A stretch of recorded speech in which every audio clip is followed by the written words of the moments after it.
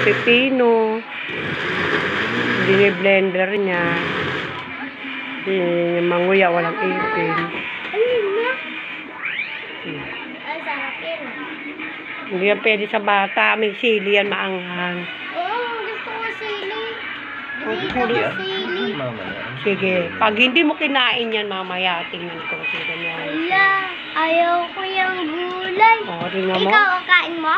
Ay, gamot yan sa mga matatanda. Senior ka ba? Eh, pang matanda yan eh. Ano yun? Juice yan ba? Oh, ayan po. May halong malunggay. Tapos pipino, binilender. Kasi hindi niya manguya, wala kasi sa Philippine. Kaya biniblender niya para madaling makain. Yan mga guys. Pipino po yan na may halong malunggay. Masustansya yan. Gawin nyo rin po. Pwede kaya nyo gawin. Diba? Bakit malaglag ka dyan? Matulog ka na nga doon. Ay, anong oras na? Ayan. Pipino na may halong malunggay. Green na green, pinaghalo. May blender. Ayan. Masarap po yan. Healthy sa katawan.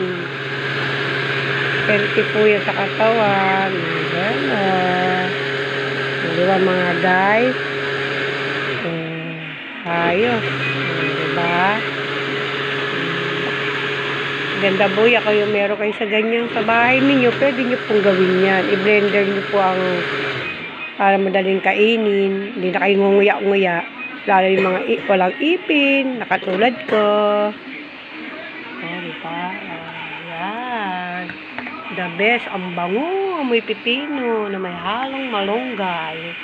Malunggay. Healthy. Ata.